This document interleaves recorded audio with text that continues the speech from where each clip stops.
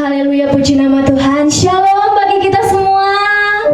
Haleluya, kita bersyukur, amin. Kita bisa ada di bulan Juni, bulan yang baru Tuhan berikan bagi kita. Kita percaya kita semua dalam perlindungan Tuhan, amin. Mari untuk memulai ibadah kita, bersama-sama kita bersatu dalam doa. Tuhan Yesus yang baik, Bapa yang kekal, Raja yang mulia, Tuhan kami, Tuhan Yesus datang di hadirat-Mu Tuhan. Dimanapun kami berada Tuhan yang mendengarkan live streaming Tuhan Yesus pada hari ini, kami percaya Tuhan ada hadirat Tuhan bersama-sama Tuhan, bersama dengan kami pribadi lepas pribadi. Tuhan Yesus, kami rindu untuk memuji memuliakan nama-Mu. Kami mau bersyukur bersorak-sorai bagi nama-Mu Tuhan Yesus.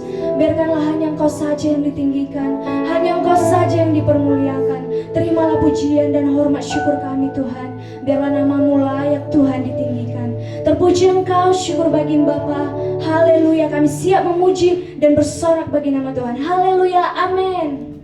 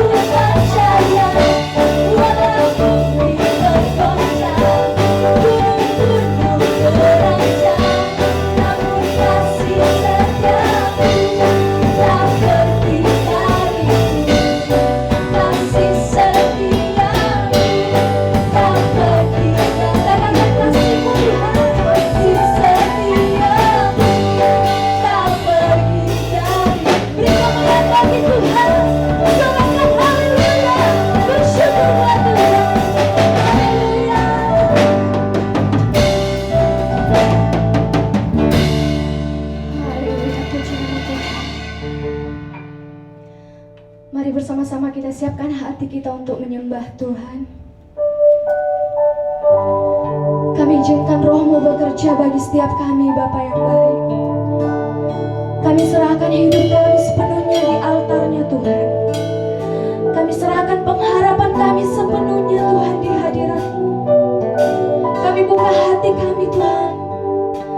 Kami izinkan Engkau bekerja menjamah setiap umat-Mu, Bapa yang baik.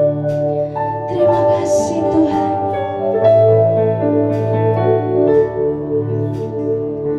Ku buka hati untuk jamahan-Mu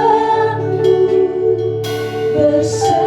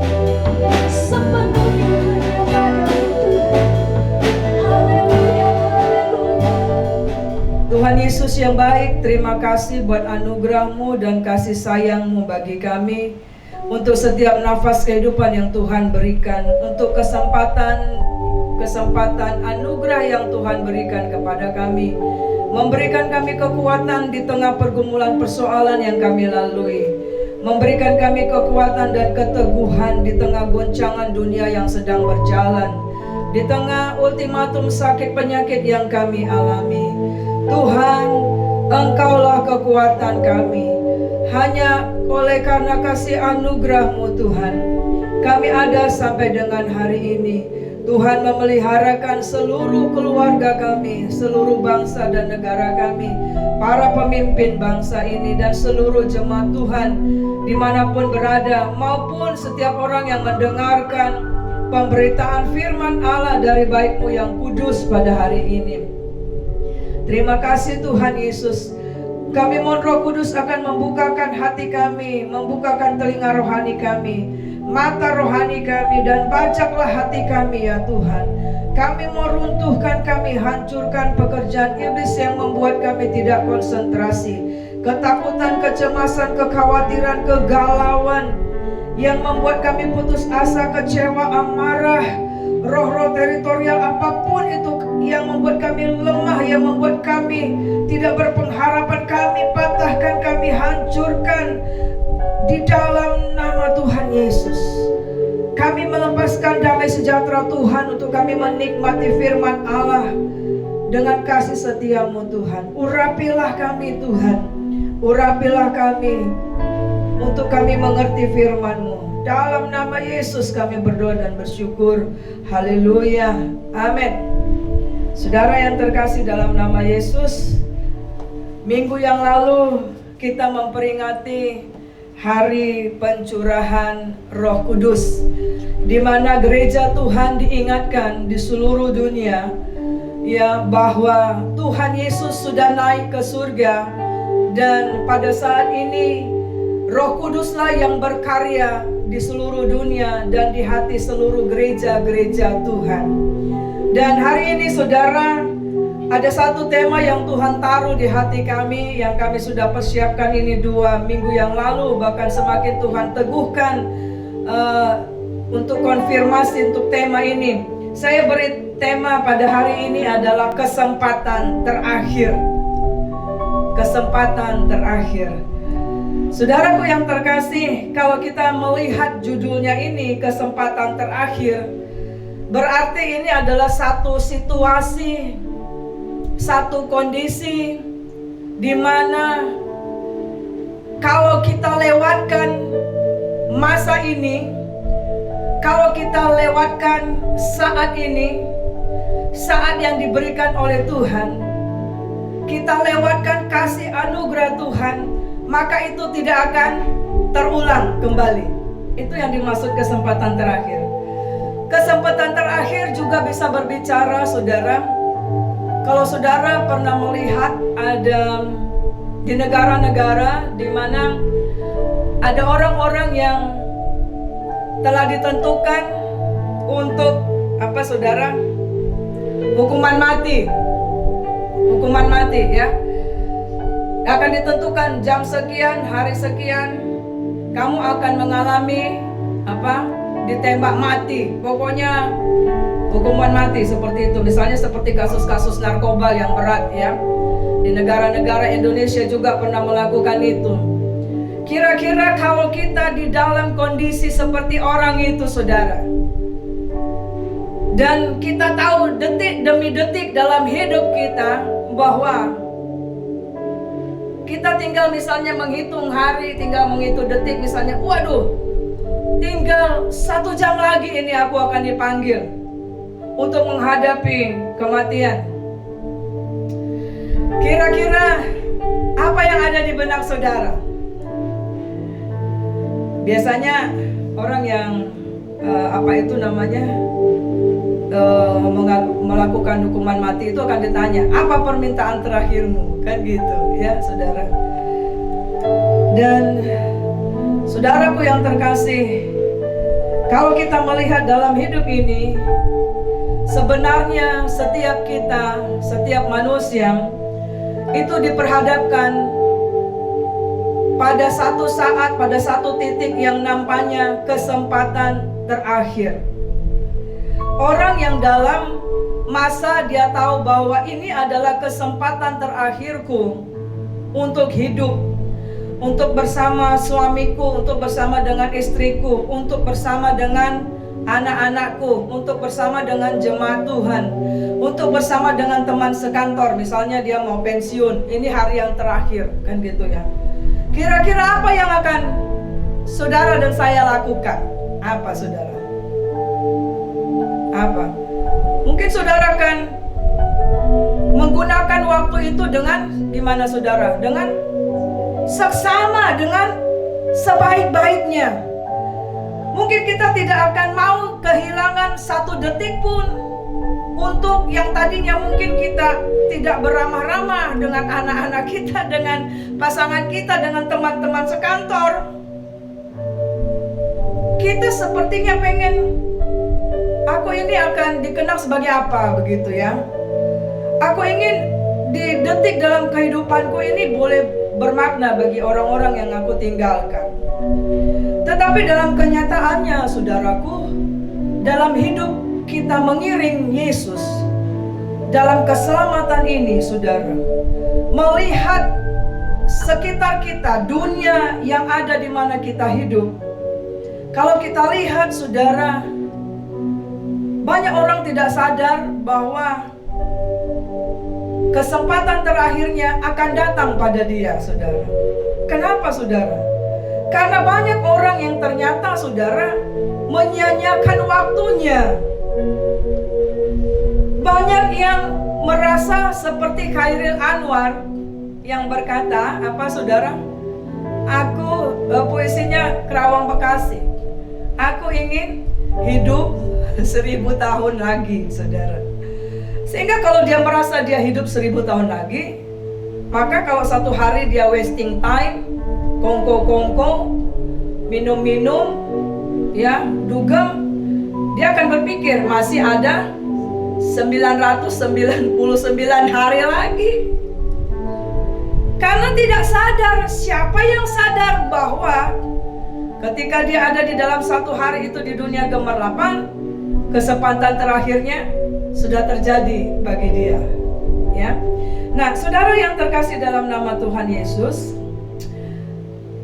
saudara yang terkasih, bahwa ketika nanti kita akan masuk dalam perjamuan yang kudus, itu akan mengingatkan kita bahwa dosa telah memisahkan kita dari kasih Allah, sehingga karya Tuhan, berkat Tuhan itu terputus karena dosa yang memisahkan itu. Tetapi kita tahu Allah itu Allah yang luar biasa, Allah yang kasihnya luar biasa. Dan dia tidak mau ketika dia sudah menciptakan kita manusia berbeda dengan ciptaan yang lain, karena hanya manusia yang diciptakan dengan tangan Tuhan, yaitu segambar dan serupa Tuhan. Maka Tuhan tidak stop di situ kasihnya saudara, sehingga dia mengutus, dia harus menjelma saudara, menjadi manusia. Sehingga maka dikatakan Al-Masih, Kristus, Tuhan, Anak Allah. Dan kita menamakan dia adalah Yesus. Nah, karya keselamatan di kayu salib, saya menyebutnya ini saudara, kalau saudara dengar khotbah-khotbah yang sebelumnya, saya menyebutnya itu adalah invitation one, atau undangan pertama kepada dunia untuk dipulihkan kembali hubungannya dengan Tuhan. Karena tanpa hubungan kita yang sudah jatuh dalam dosa dipulihkan kepada Tuhan, maka segala sesuatu tidak akan berjalan dengan baik, saudara. Ya, kesia-siaan demi kesia-siaan. Paskah berbicara tentang undangan pertama kepada dunia untuk manusia mau percaya, mau menerima Yesus sebagai Tuhan dan Juru Selamat, supaya jangan binasa, supaya memperoleh hidup yang kekal, supaya tidak menerima hukuman yang kekal, dengan mengenal satu-satunya Allah yang benar, yaitu Yesus Kristus yang Tuhan telah utus, saudara. Tetapi di dalam masa Yesus, ketika dia 3,5 tahun di dalam pelayanannya, ya, 33,5 tahun usianya secara manusia, ada orang-orang yang dari bangsa Yahudi di mana dia lahir juga, saudara, di dalam keturunannya itu justru menolak dia, saudara. Tidak percaya karya keselamatan, tidak percaya bahwa dialah Mesias itu, anak Allah itu. Bahwa ketika kita menerima dia, maka kita bisa dilepaskan, dibersihkan lubuk hati kita dari kejahatan kita, dilepaskan dari dakwaan iblis. Kita bisa menang atas segala iblis dan kuasa kerajaan kegelapan. Kita menerima kesembuhan oleh bilur-bilurnya. Kita dapat beribadah kepada Allah karena Yesus sebagai pengantara dan imam besar agung kepada Allah. Kita bisa menerima kuasa untuk tidak hidup lagi di dalam dosa. Banyak yang tidak percaya pada masa Yesus, saudara. Nah, setelah itu, saudara, kemudian Tuhan memberitakan kembali, yaitu berita kebangkitan Yesus, di mana Tuhan mengizinkan setelah Yesus selama 3 hari, saudara, boleh ada secara jasmaninya itu harus tertanam, harus mati, saudara. Tetapi oleh kuasa Allah, dan itu yang menunjukkan bahwa dialah Allah, saudara. Dan Yesus bangkit. Tetapi kita lihat juga bahwa di Alkitab dicatat, sampai saat ini masih ada yang menolak berita kebangkitannya. Masih ada teori yang menentang kebangkitan Yesus. Ada yang menyebut mayatnya dicuri lah, ada yang disebutkan serdadu-serdadu yang melihat Yesus bangkit itu ditutup mulutnya dengan sejumlah uang, dan mereka memberikan dusta bahwa Yesus tidak bangkit, dan tersiar sampai sekarang, saudara. Tetapi, saudara, Tuhan Yesus tidak berhenti sampai di situ. Ketika Tuhan Yesus akan naik ke surga, saudara, dia sampaikan kepada murid-muridnya bahwa kamu jangan meninggalkan Yerusalem sampai engkau diperlengkapi oleh kuasa dari Allah yang Maha Tinggi. Artinya Tuhan Yesus tahu, tanpa Allah beserta dengan kita ini gak punya kekuatan apapun, saudara. Kita tidak akan dimampukan untuk melalui hari-hari dalam hidup kita. Secara manusia, secara kedagingan, selama kita masih ada di dunia, karena kita tahu bahwa ketika iblis dilemparkan dari surga, dia dilemparkan di bumi dan juga di udara, saudara, di dalam otoritasnya. Tetapi siapa yang percaya, maka dikatakan roh Allah itu lebih besar daripada segala roh apapun yang sedang bekerja. Dan Tuhan memberikan Roh Kudus-Nya. Dan kita belajar, saudara, saya harap saudara akan mendengar khotbah yang sebelumnya, supaya saudara akan mengerti bahwa Roh Kudus berdiam di dalam hidup orang yang percaya.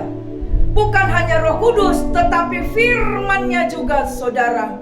Perkataan Yesus yang punya kuasa, dan Allah sendiri, dikatakan ketiganya itu, saudara, berdiam di dalam kita. Itu makanya saudara akan melihat ada pernah perkataan Yesus yang berkata, maka kamu akan bisa melakukan hal-hal yang lebih besar. Kenapa? Kepenuhan Allah ada di dalam engkau dan saya, saudara, dengan karya Roh Kudus. Nah, Ini yang saya sedang angkat bagi saudara, bahwa gereja Tuhan seharusnya sadar bahwa saat ini yaitu Allah Roh Kudus yang sedang berkarya di seluruh dunia. Ya, bagi orang yang percaya dan tidak percaya. Kenapa? Karena Roh Kudus tugasnya apa, saudara? Menginsafkan akan dosa, saudara. Ya. Kemudian menuntun orang dalam kebenaran, memberitahukan akan apa yang terjadi. Roh Kudus meneguhkan, menguatkan, menolong, menghiburkan, memimpin kita. Tetapi sayang, saudara, banyak orang-orang Kristen, bahkan gereja-gereja yang menolak kehadiran Roh Kudus dan dianggap itu adalah masa yang lalu. Padahal, saudara, kita sekarang yang hidup di zaman akhir ini, kita boleh berkemenangan, saudara. Itu karena karya Roh Kudus. Karya Roh Kudus yang luar biasa, saudara. Dan masa ini adalah masa yang terakhir, saudara. Nah, saya mau sampaikan, saudara, bahwa di dalam Matius 12 ayat 31 sampai dengan 32, ya, saya akan baca. Sebab itu aku berkata kepadamu, segala dosa dan hujat manusia akan diampuni, tetapi hujat terhadap Roh Kudus tidak akan diampuni. Apabila seorang mengucapkan sesuatu menentang anak manusia, yaitu Yesus, ia akan diampuni. Tetapi jika ia menentang Roh Kudus, ia tidak akan diampuni. Di dunia ini tidak, dan di dunia yang akan datang pun tidak, saudara. Ya. Dan saya sangat tergelitik karena saya pernah membaca di Facebook, dia menuliskan begini. Karena dia tidak di dalam Tuhan dan dia tidak pernah baca firman. Pengen cari panas-panas saja, ya, bagi gereja Tuhan. Dia katakan, apa itu orang Kristen? Menyebutkan bahwa Yesus dialah Allah yang menghapus dosa. Tapi dia angkat ini ayat, saudara. Dan dia katakan bahwa ada satu yang tidak bisa diampuni, yaitu menghujat Roh Kudus. Kenapa mereka katakan itu? Karena tidak mengerti. Nah, saudara akan ikuti, dengar baik-baik, saudara, ya. Dosa yang tidak terampuni, dosa kekekalan yang dikatakan tidak bisa diampuni di dunia sekarang dan ini akan datang, adalah menghujat Roh Kudus, pribadi Allah yang ketiga yang pada saat ini sedang bekerja, ya. Markus 3 ayat 29 saya baca, saudara. Tetapi apabila seorang menghujat Roh Kudus, ia tidak mendapat ampun selama-lamanya, melainkan bersalah karena berbuat dosa kekal. Lukas 12 ayat 10 berkata, setiap orang yang mengatakan sesuatu melawan anak manusia, ia akan diampuni. Tetapi barang siapa menghujat Roh Kudus, ia tidak akan diampuni. Nah, kita belajar di sini. Yang pertama adalah, saudara, pengertian, saudara. Apa maksud ayat-ayat ini dalam kitab Injil Matius, Markus, Lukas disebutkan di situ, saudara, berkali-kali. Pengertian tidak diampuni adalah bahwa ketika seseorang itu tidak bertobat pada saat ini, maka, saudara, tidak akan ada kesempatan lagi untuk bertobat. Mengerti, saudara, ya? Karena karya Roh Kudus pada saat ini. Jadi kalau pada saat ini ada orang-orang yang menolak, ada orang-orang yang sudah diinsafkan untuk bertobat, tapi tidak mau menyanyiakan kesempatan ini, maka, saudara, orang itu akan terus hidup dalam dosa, saudara. Bagaimana dia diampuni? Ya. Dan ini berbicara tidak terampuni, mengingatkan kita bahwa, saudara, ada masa tertentu di mana Roh Kudus tidak ada lagi di bumi ini. Ya. Bukankah Pengkhotbah 3 ayat 1 berkata, untuk segala sesuatu ada masanya. Untuk apapun di bawah langit ini ada waktunya. Ya. Saya akan baca dalam kitab Lukas 9 ayat 51. Ya. Dikatakan begini, ketika hampir genap waktunya Yesus diangkat ke surga, ia mengarahkan pandangannya untuk pergi ke Yerusalem. Lihat saudara, ketika hampir genap waktunya Yesus diangkat ke surga. Di situ jelas digarisbawahi ada masa diingatkan kepada Yesus, ada waktunya, sudah dekat engkau akan naik ke surga, diangkat ke surga. Nah, di dalam Kejadian 6 ayat 3 ini juga dijelaskan seperti ini.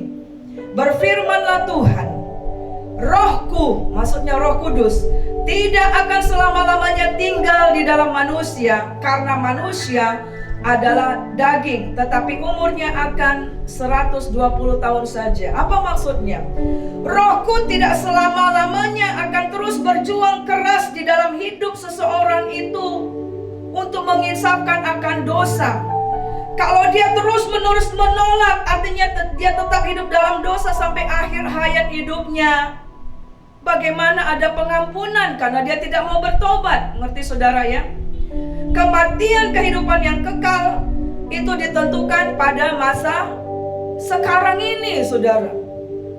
Jadi kita tidak bisa berdoa bagi orang tua, bagi saudara, bagi teman, bagi siapa saja kalau dia sudah mati, untuk dia dipindahkan dari api neraka, kemudian di pinggir-pinggirnya surga, kemudian lompat ke surga. Tidak ada.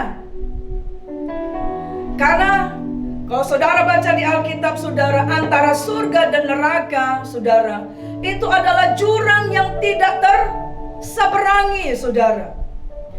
Itu yang dikatakan kesempatan itu adalah ketika masa hidupnya, saudara. Ya. Nah, saudaraku yang terkasih dalam nama Tuhan Yesus, ini juga mengingatkan kita apa, saudara, supaya di dalam masa hidup kita ini tidak ada seorang pun yang tahu kapan kesempatan terakhir terjadi bagi dia. Amin, saudara. Ya, kecuali yang tadi itu kasus apa tadi itu, tembak mati, ya itu lain lah. Tapi secara umum maksud saya, ya, tidak ada yang tahu, saudara. Nah, kita akan lihat, saudara, di dalam 2 Tesalonika 2 ayat 6 sampai 8 berkata demikian.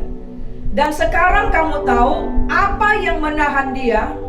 Maksudnya ini sedang berbicara tentang roh antikris, kejahatan yang luar biasa yang sedang bekerja di dunia ini, sehingga ia akan menyatakan diri pada waktu yang telah ditentukan baginya. Karena secara rahasia kedurhakaan telah mulai bekerja, tetapi sekarang masih ada yang menahan. Kalau yang menahannya itu telah disingkirkan, pada waktu itulah si pendurhaka baru akan menyatakan dirinya. Tetapi Tuhan Yesus akan membunuhnya dengan nafas mulutnya dan akan memusnahkannya kalau ia datang kembali. Kalau saudara akan baca teks ini di dalam lengkap 2 Tesalonika 2, ya, ayat yang sebelumnya, ini berbicara bahwa saudara jangan heran kalau kita melihat begitu banyak kejahatan yang luar biasa dan aneh-aneh pada saat ini. Tetapi itu belum seberapa. Kenapa, saudara? Ayat ini berkata karena ada yang menahannya. Siapa yang menahan? Itu adalah pekerjaan Roh Kudus. Yang masih ingatkan itu orang jahat itu masih bilang, kenapa kamu seperti itu? Ada doa-doa orang yang kudus untuk menahan kejahatan yang terjadi, saudara. Kemarin malam hari Rabu, saudara, 3:30 pagi saya dibangunkan Tuhan, dan Tuhan kasih lihat, saudara, ada dalam seorang yang dalam pergumulan, dan Tuhan kasih lihat untuk kita berdoa buat dia. Dan setan mencoba untuk supaya meremukkan, memecahkan jiwanya sampai dia tidak mampu. Tapi Tuhan membangunkan untuk kita berperang di dalam alam roh untuk itu. Kenapa, saudara? Ada roh yang menahan. Tetapi ayat ini dikatakan kalau yang menahannya itu telah disingkirkan. Berbicara apa? Ada masanya, masa anugerah saat ini, saudara. Nah, saudaraku yang terkasih, jadi kita akan melihat di sini bahwa jangan bermain-main dalam hidup ini. Jangan menyia-nyiakan waktu yang ada dalam hidup ini. Tetapi saudara, mari hargai Roh Kudus yang terus berbicara kepadamu dengan berbagai cara, melalui pemberitaan firman Allah, melalui orang-orang yang dipimpin dalam Tuhan. Mari peka terhadap suara Roh Kudus. Yang kedua, saudara, kapankah disebut menghujat Roh Kudus? Yang pertama, saya mencatat di sini adalah pada saat kita mempunyai sikap hati untuk menolak, saudara, untuk menolak apa yang Roh Kudus bicara, untuk tidak peduli apa yang Roh Kudus bicara, untuk menentang, dan itu kita lakukan bukan sekali, tapi terus menerus. Kita menolak, kita menentang, kita tidak peduli terhadap karya pengampunan Tuhan di kayu salib. Contohnya ya, Roh Kudus akan terus menerus akan insafkan dosa. Waktunya engkau berbalik dari dosa. Waktunya engkau mencari Tuhan. Tapi kita menolak, kita mengatakan, aku masih muda, aku masih kuat, nantilah itu pertobatan. Tuhan bicara, ayo bertobat. Nanti, terus menerus, saudara. Tetapi saudara, dikatakan di dalam Yeremia 9 ayat 5 dan Roma 25 dikatakan orang tersebut malas untuk bertobat. Nah, saudara, dan tidak mau bertobat, ya. Yeremia 9 ayat 5 berkata, yang seorang menipu yang lain dan tidak seorang pun berkata benar. Mereka sudah membiasakan lidahnya untuk berkata dusta. Mereka melakukan kesalahan dan malas untuk bertobat. Dia malas untuk bertobat karena apa? Sudah terbiasa dengan dosa itu. Jadi menikmati, enjoy. Nantilah. Roma 2 ayat 5 dikatakan, tetapi oleh kekerasan hatimu yang tidak mau bertobat, engkau menimbun murka atas dirimu sendiri pada hari waktu mana murka dan hukuman Allah yang adil akan dinyatakan. Itu yang dikatakan, dia terus menerus menolak, tidak peduli, tidak percaya, bahkan menentang akan pengampunan Tuhan di kayu salib, ya. Nah, yang kedua adalah berbicara apa? Saat kita terus menerus mengeraskan hati kita terhadap suara Roh Kudus yang membimbing kita untuk melakukan firman-Nya. Jadi ingat, Roh Kudus selain menginsafkan dosa, dia juga akan terus mengingatkan kita untuk selalu naik level, selalu semakin hari semakin baik, from glory to glory. Tidak biasa-biasa saja. Yang tadinya hanya berdoa mungkin 1 menit sudah ngantuk, Roh Kudus ingatkan 10 menit, Roh Kudus ingatkan 20 menit, 1 jam, 2 jam, sampai kita akan jadi terus menerus untuk berdoa. Tapi kita selalu keraskan hati untuk suara Roh Kudus membimbing kita melakukan firman Allah. Ibrani 3 ayat 7 sampai dengan 8, ayat 15 dan ayat 12 berkata, sebab itu supaya yang dikatakan Roh Kudus pada hari ini, jika kamu mendengar suaranya, janganlah keraskan hatimu seperti dalam kegeraman pada waktu pencobaan di padang gurun. Demikianlah kita lihat bahwa mereka tidak dapat masuk oleh karena ketidakpercayaan mereka. Saudara lihat di sini, saudaraku yang terkasih, di dalam nama Yesus, bahwa mereka mengeraskan hati pada waktu di dalam masa kegeraman, saudara. Pada waktu kegeraman dan masa pencobaan di padang gurun, saudara. Apa maksudnya, saudara? Yaitu pada saat kita mengalami pencobaan, saudara. Terkadang ketika secara kasat mata, manusia sekarang manusia instan, betul saudara ya. Makanya ada mie instan, ada GoFood, ada yang namanya drive-thru, ya. Gak sabar, saudara. Ketika pada waktu kita amin, sepertinya Tuhan sudah menolong, sepertinya kita sudah mendesak. Pada saat itu Kalau kita tidak menjaga hati kita, kita akan bisa keraskan hati. Bahkan kita katakan, mana Yesusmu? Seperti kesaksian tadi ada seorang ibu dikatakan, ada seorang ibu, dia yang tadinya di dalam Tuhan, kemudian tidak di dalam Tuhan. Dia berseru, dia katakan, mana Yesusmu? Mana mujizatnya? Saudara, ya. Nah, yang ketiga, kapankah disebut menghujat Roh Kudus? Saat seseorang itu murtad. Jadi saudara, di Alkitab juga ada disebut murtad. Ya.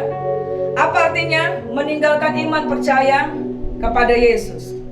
Ibrani 3 ayat 12 sampai 14 berkata, waspadalah hai saudara-saudara, supaya di antara kamu jangan terdapat seorang yang hatinya jahat dan yang tidak percaya oleh karena ia murtad dari Allah yang hidup.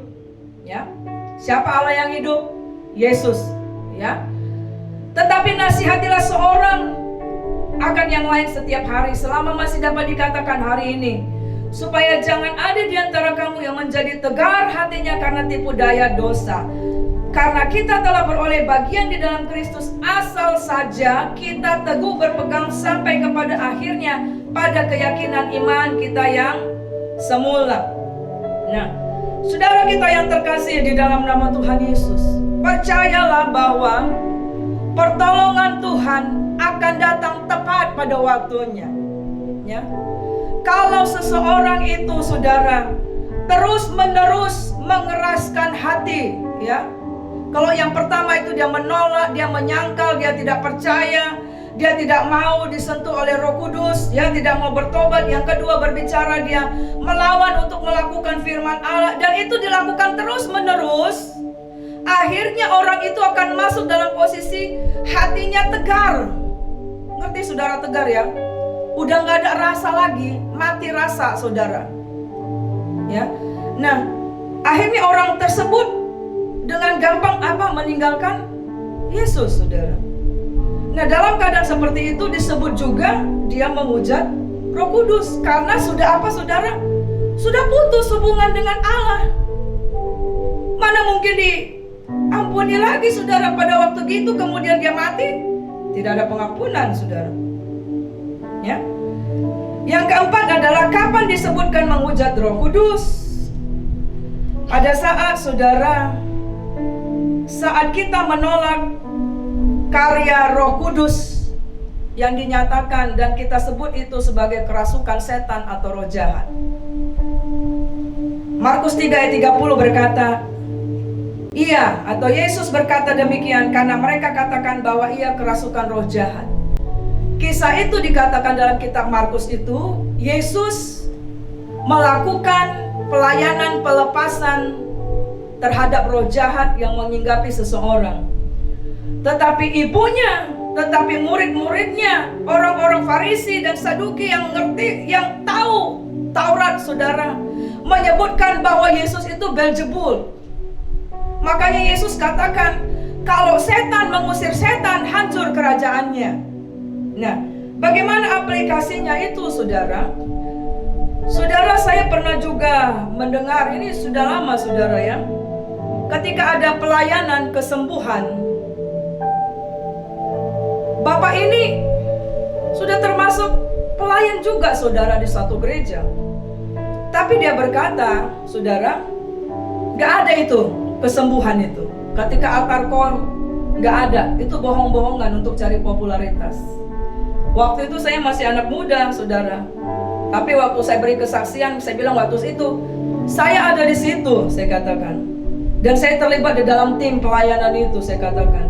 Dan saya memang melihat dia datang dengan kursi roda dan dia pulang tidak kursi roda. Saya pernah, saudara, di dalam pelayanan di Duri, saudara, ketika karya Roh Kudus itu luar biasa, saudara. Sampai ketika sudah selesai acara KKR, kami kembali ke tempat kami tinggal waktu itu di Duri yang jauh sekali, saudara, masuk lagi ke dalam. Itu tiba-tiba datang seorang ibu dan dua, dia katakan, dia mencari kami dan dia katakan, ibu, tadinya saya nggak bisa jalan. Saya bisa jalan saat ini, saudara. Ada 3 bulan dia nggak jalan. Itu karena siapa saudara? Karya Roh Kudus. Kemudian di dalam pelayanan pelepasan juga saudara. Nah, sebab itu saudara, kalau kita mengatakan bahwa seperti yang mereka katakan kepada Yesus itu dari roh jahat, Tuhan katakan engkau sedang melakukan menghujat Roh Kudus, ya. Nah, yang terakhir saudara, saya rindu supaya jemaat Tuhan, saudara yang mendengar ini, jangan sampai jatuh kepada dosa yang tidak terampuni ini. Ya, kita harus mengerti, kita tahu dan kita lakukan. Bagaimana supaya saudara dan saya tidak jatuh dalam dosa menghujat Roh Kudus? Ada 3 hal saudara. Yang pertama adalah jangan padamkan suara Roh Kudus. Jangan padamkan suara Roh Kudus. 1 Tesalonika 5 ayat 19 berkata, janganlah padamkan roh. Singkat saudara, jangan padamkan roh, ya. Mazmur 51 ayat 11, ini Daud yang berkata, ketika dia jatuh dalam dosa, tetapi dia langsung cepat minta ampun. Ketika Nabi Nathan menegur dia langsung merendahkan hati mencari Tuhan. Dan dia katakan dalam Mazmur 51 ayat 11, janganlah membuang aku ya Tuhan dari hadapanmu, janganlah mengambil rohmu yang kudus daripadaku. Artinya dia begitu menghargai Roh Kudus dalam hidupnya. Dia cepat-cepat bertobat dan tidak mau itu Roh Kudus keluar dari hidupnya, karena dia tahu tanpa Roh Kudus tidak akan bisa hidup berkemenangan saudara. Kalau saudara akan baca di dalam kitab Wahyu saudara, ketika Tuhan Yesus berbicara kepada 7 gereja yang melambangkan gereja-gereja, tipe-tipe gereja yang ada di dunia ini, ya saudara, 7 kali Tuhan berkata, dia katakan begini, di ujung setiap Tuhan berbicara kepada gereja-gereja itu selalu dia katakan, siapa bertelinga, hendaklah ia mendengarkan apa yang dikatakan Roh kepada jemaat-jemaat. Saudara, jangan padamkan Roh Kudus. Bagaimana kita caranya supaya saya tidak memadamkan Roh Kudus? Supaya nyala api Roh Kudus yang sudah ada di dalamku itu akan terus menyala sampai akhir hidupku. Bagaimana? Yesaya 50 ayat 4 berkata, Tuhan Allah telah memberikan kepadaku lidah seorang murid, supaya dengan perkataan aku dapat memberi semangat baru kepada orang yang letih lesu. Setiap pagi ia mempertajam pendengaranku untuk mendengar seperti seorang murid. Jadi bagaimana supaya saya tidak memadamkan roh, bahkan memelihara roh itu bahkan semakin menyala-nyala adalah dikatakan di sini setiap pagi, setiap hari, maksudnya dalam mengawali hari, di dalam melalui hari-hari, miliki gaya hidup yang selalu mendengar suaranya. Bagaimana mendengar suaranya? Baca firman Tuhan. Tidak selalu Tuhan bicara secara audible, saudara. Tidak, saudara. Tapi ketika engkau baca firman Tuhan, Dia pasti berbicara. Ketika engkau berdoa, Dia pasti berbicara. Ketika engkau menikmati Tuhan dalam ibadah, Dia pasti berbicara, saudara. Dan di situ dikatakan mendengar, mempertajam pendengaranku seperti seorang murid. Berarti saudara, kita harus menjadi murid. Mau digembalakan, taat kepada, kalau murid pasti ada guru. Siapa guru kita? Saudara kan lihat Nikodemus katakan, ya guru. Ya, Yesus juga disebut guru. Taat kepada gurunya, saudara. Nah, yang kedua, bagaimana supaya kita tidak jatuh dalam dosa menghujat Roh Kudus? Yaitu jangan keraskan hatimu. Mazmur 95 ayat 8 berkata, janganlah keraskan hatimu seperti di Meriba, seperti pada hari di masa di padang gurun. Ibrani 3 ayat 8, janganlah keraskan hatimu seperti dalam kegeraman pada waktu pencobaan di padang gurun. Saudara, ini ada hal yang diangkat oleh Tuhan, kejadian di dalam kitab Kejadian, tapi diangkat dalam kitab Ibrani, di mana Tuhan mengingatkan ada satu peristiwa. Dan karena peristiwa itu, saudara, akhirnya Musa pun tidak bisa sampai ke tanah perjanjian. Apa yang terjadi di situ? Namanya di Masa dan Meriba. Pada waktu itu mereka di dalam masa perjalanan di padang gurun, mereka tiba di suatu tempat namanya Masa Meriba. Mereka tidak mendapatkan air, dan mereka mulai bertengkar dengan Musa. Kemudian mereka menuduh Musa dengan macam-macam dan mengatakan, untuk apa kami ada di padang gurun ini? Lebih baik di kehidupan yang lama di Mesir. Mereka terus bersungut-sungut. Dan ayat itu dikatakan orang Israel mencobai Tuhan. Dan mereka berkata, adakah Tuhan di tengah-tengah kita atau tidak? Saudara lihat, pada saat kita di dalam masa kehidupan kita, mungkin di dalam masa percobaan di padang gurun, atau kehidupan sehari-hari, atau mungkin pada saat ini kita seperti di dalam satu ultimatum yang sepertinya tidak nyaman, tetapi kita tidak melaluinya Tuhan dengan mengucap syukur dan melihat Allah sanggup menolong kita. Ada maksud Allah untuk semuanya itu, dan kita menggantikannya dengan bertengkar, saudara, dengan menuduh, mencari kambing hitam satu dengan yang lain, kemudian bersungut-sungut. Saudara, itu dikatakan, saudara, kita sedang tidak mempercayai kuasa pemeliharaan Tuhan. Kita tidak menghormati kekudusan Tuhan, dan kita sedang menganggap remeh kuasa otoritas Tuhan. Dan pada masa itu, saudara, tanpa sadar kita mengeraskan hati. Betul nggak, saudara? Orang yang bertengkar, kenapa pertengkaran bisa sampai berlarut-larut, saudara? Karena keras hati. Kenapa bisa keras hati? Karena menganggap diri benar. Kita hanya membenarkan diri sendiri, ya. Pertengkaran kemudian sungut-sungut, saudara. Orang yang bersungut-sungut, saudara, dikatakan firman Tuhan, tidak mau dipimpin, sesat hatinya, tidak mengenal jalannya Tuhan. Orang yang bersungut-sungut, suka bertengkar, tidak mungkin taat. Betul nggak, saudara?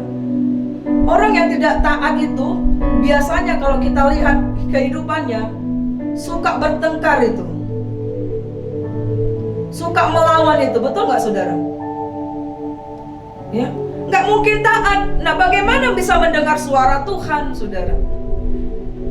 Jadi jangan keraskan hati. Mana mungkin, saudara, orang yang mengeraskan hati itu, saudara, berbicara juga, saudara, dia tidak akan gampang melepaskan pengampunan. Pertengkaran itu akan selesai kalau setidaknya salah satu, apalagi kalau dua belah pihak saling mengampuni, saudara. Minggu yang lalu di dalam pelayanan, saudara, di dalam satu masa ada seorang bapak sampaikan, dia sebut, aku tidak bisa mengampuni ayahku sampai saat ini. Dan saudara lihat, ketika seorang tidak mau mengampuni, hatinya dikeraskan oleh Tuhan. Saya sebutkan, dan memang dia ngalami, hidupnya nggak pernah baik, saudara. Pekerjaannya tersendat, saudara. Tidak ada berkat Tuhan. Bahkan dia tidak akan bisa keluar dari dosanya, saudara. Ya. Ketiga, yang terakhir, bagaimana supaya saya dan saudara tidak jatuh dalam dosa menghujat Roh Kudus? Dikatakan, yaitu nasihatilah seorang akan yang lain setiap hari, dan segera bertobat hari ini juga, dan jangan ditunda.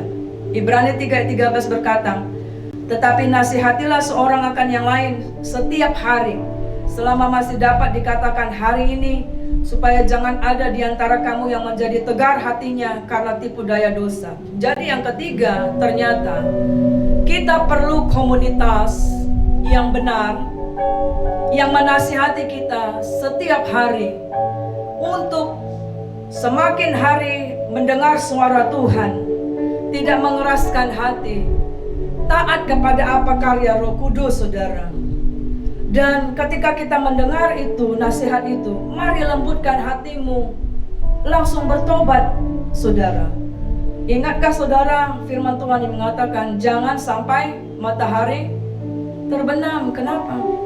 Biasanya kalau ada hal persoalan kita dalam satu hari itu tidak dibereskan malam itu, hari itu, besok hatinya maka setan akan membumbui pikiranmu, hatimu akan menjadi lebih keras, lebih susah.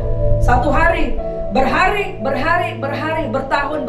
Makanya saudara nggak usah heran ada orang yang dendam berkarat. Ada orang yang tiba-tiba saudara pernah lihat itu kasus orang Batak yang di Jakarta. Setiap hari memang bapak ini kasar ini kepada anak muda ini, tapi dia diam aja. Makin keraskan hati, nggak melepaskan pengampunan. Malas pula aja dia kan di situ. Udah tinggal sama saudara, malas pula dia ya kan. Tapi satu kali saudara, dia bunuh satu keluarga. Nah itu namanya mengeraskan hati. Puji Tuhan karena pada masa ini Roh Kudus belum diangkat. Amin saudara. Masih ada kesempatan untuk bertobat. Tapi siapa yang tahu kapan itu gereja Tuhan akan diangkat atau rapture bersama dengan gereja Tuhan? Gak ada yang tahu saudara. Atau tiba-tiba kematian itu secara pribadi, ada yang tahu enggak? Kedatangan Tuhan dikatakan saudara, kalau kita masih hidup kita akan terangkat hidup-hidup. Roh Kudus ikut juga saudara. Karena Roh Kudus hidup di dalam orang percaya sama gerejanya. Ada juga yang dia mengalami kematian tapi dia dibangkitkan saudara. Siapa yang tahu? Apakah saudara akan mengalami kematian tiba-tiba? Atau terangkat? Tapi siapa yang tahu kesempatan yang terakhir itu? Amin saudara. Nah, saya beri kesimpulan, menghujat Roh Kudus adalah dosa yang tidak diampuni. Karena masa anugerah di mana Roh Kudus bekerja di dunia ini adalah kesempatan terakhir. Saudara dan saya harus mengambil keputusan untuk menerima Yesus atau menolak Yesus sebagai Tuhan dan Juru Selamat di dalam masa-masa ini. Tetapi kita selalu ingat firman Tuhan katakan, bukan kematian orang fasik yang kuinginkan, tetapi adalah pertobatan. Saudara yang terkasih, kalau engkau sayang kepada suamimu, engkau sayang kepada mamamu, papamu, adikmu, ya, temanmu, saudara, tidak ada yang lain, bawa mereka untuk menerima Yesus sebagai Tuhan dan Juru Selamat. Bawa mereka untuk mengalami lahir baru, hidup yang baru, mengalami Roh Kudus, mengalami baptisan Roh Kudus, mengalami hidup berjalan bersama dengan Roh Kudus, saudara. Karena itulah yang menuntun kita untuk kita tidak melewatkan kesempatan terakhir dalam hidup kita. Demikian juga kita di dalam berjemaat, saudara. Kita tidak tahu juga apa yang akan terjadi dengan masa COVID-19 ini, saudara. Tetapi marilah saudara dalam segala kesempatan dimanapun engkau dan saya berada, di pekerjaan, di teman-teman kongkomu, teman kuliahmu, kita bisa bertemu dengan daring, kita bisa bertemu dengan WhatsApp. Beritakan firman Tuhan, berdoa buat mereka. Mungkin pada saat ini engkau belum melihat, tapi itu urusannya Roh Kudus. Tugas kita adalah membawa berita Injil kasih keselamatan Tuhan. Haleluya. Kita akan mempersiapkan diri kita untuk perjamuan yang kudus. Saudara yang kami kasih dalam nama Yesus, perjamuan yang kudus mengingatkan kita bahwa akan ada masanya kita akan bersama-sama dengan Tuhan Yesus sebagai mempelai pengantin wanitanya, bersama-sama dengan Tuhan. Karena Tuhan katakan, di mana aku berada, kamu pun berada bersama dengan aku. Dan mengingatkan kita bahwa karena Yesus sudah mati bagi dosaku dan keselamatanku, maka aku tidak mau hidup sembarangan dalam hidupku ini, tapi hidup mempermuliakan Tuhan. Haleluya. Jemaat Tuhan dan saudara-saudara yang ada di rumah yang lainnya boleh bangkit berdiri. Nah, bila saudara ada diberikan roti dan anggur boleh ini, atau saudara yang tidak mempunyai, saudara bisa ambil sesuatu, apakah roti atau apa ya, teh apa, untuk bisa bersama-sama dengan kita. Mari kita nyanyikan dengan hormat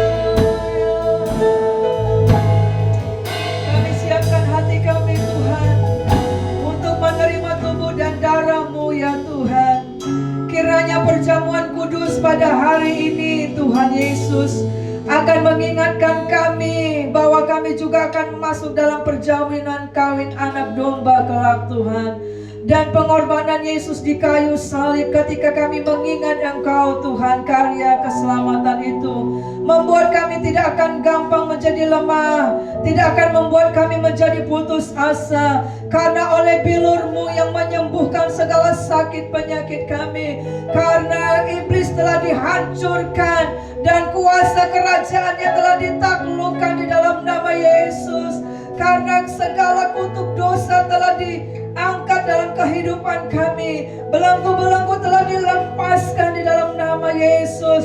Kami dipulihkan, hati nurani kami dibaharui, kami diangkat menjadi anak-Mu, Tuhan, pewaris kerajaan Allah, dan Engkau menurunkan Roh Kudus-Mu memeteraikan kami menjadi milik kerajaan-Mu. Tuhan Yesus, kami teringat, Tuhan, firman-Mu berkata, kalau kami berada di dalam mezbah Tuhan, dan kami mengingat ada hidup kami yang tidak berkenan kepada orang lain satu dengan yang lain. Hari ini Tuhan, malam ini, siang ini, pagi ini, Tuhan Yesus, kami buka hati, kami mohon mengampuni, ampuni kami ya Tuhan.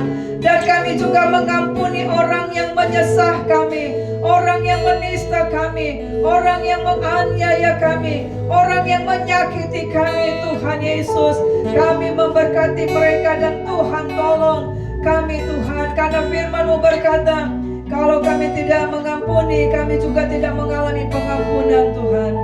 Kami mengucap syukur dan kami akan masuk dalam perjamuan-Mu yang kudus, dan kami akan mendengarkan firman-Mu. Angkatlah roti di sebelah tangan kanan-Mu kepada Bapa di surga. Dengarkan firman Tuhan. Sebab apa yang telah kuteruskan kepadamu telah aku terima dari Tuhan, yaitu bahwa Tuhan Yesus pada malam waktu Ia diserahkan mengambil roti, dan sesudah itu Ia mengucapkan syukur atasnya. Ia memecah-mecahkannya dan berkata, inilah tubuhku yang diserahkan bagi kamu, perbuatlah ini menjadi peringatan akan daku. Di dalam nama Yesus kita makan bersama-sama tubuh Yesus. Haleluya.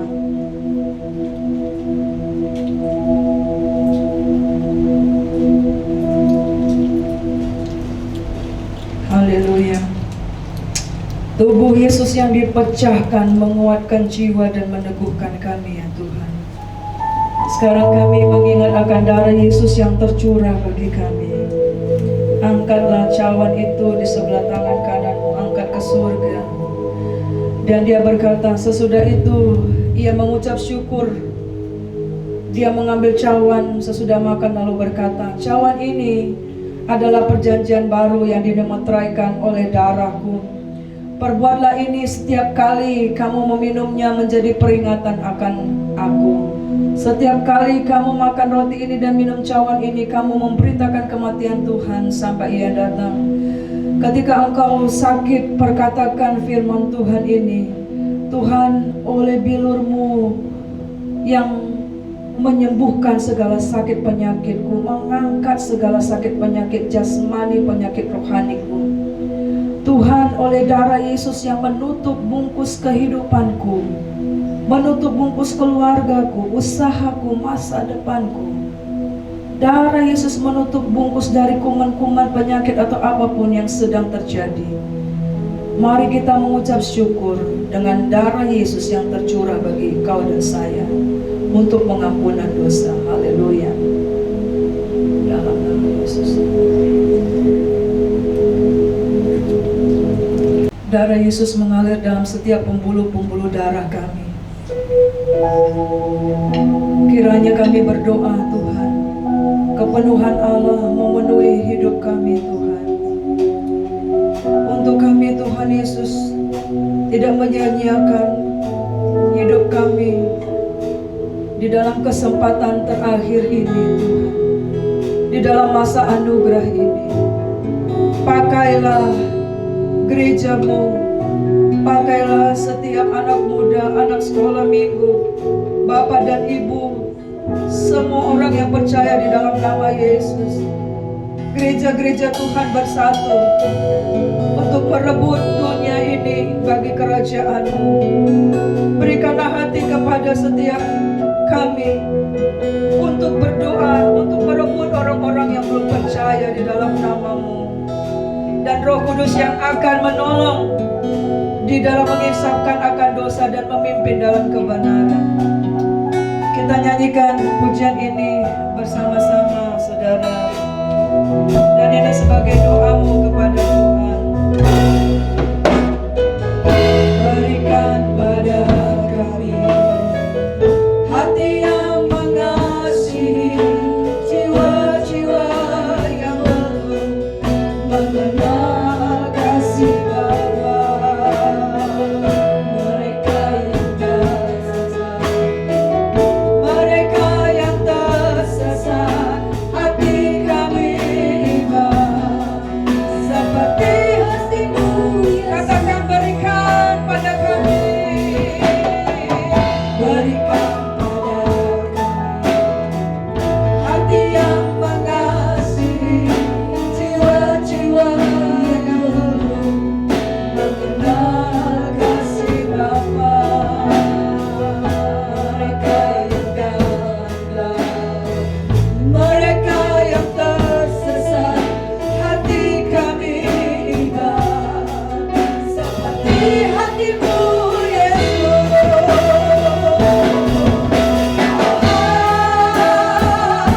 Ini tugas kami, beri kabarnya bagi kami. Taruhlah Kau yang rela melayani dan menyenangkan hati Tuhan, itu yang Ku ingini. Katakan Tuhan, ini tugas kami, beri kabarnya bagi kami. Taruhlah Kau yang rela melayani dan menyenangkan hati Tuhan, itu yang Ku ingini. Dan menyenangkan hati Tuhan, itu yang Ku ingini. Menyenangkan hati Tuhan, itu yang Ku ingini. Haleluya. Kita bersama-sama membawa doa Bapa kami. Bapa kami yang di surga, dikuduskanlah nama-Mu. Datanglah kerajaan-Mu, jadilah kehendak-Mu di bumi seperti di surga. Berilah kami pada hari ini makanan kami yang secukupnya. Dan ampunilah kami akan kesalahan kami, seperti kami juga mengampuni orang yang bersalah kepada kami. Dan janganlah membawa kami dalam pencobaan, tapi lepaskanlah kami daripada yang jahat. Karena Engkau yang punya kerajaan dan kuasa dan kemuliaan sampai selama-lamanya. Kita terima berkat yang daripada Allah, kasih karunia daripada Allah Bapa, penyertaan daripada Tuhan kita Yesus, penghiburan dan pertolongan daripada Roh-Nya yang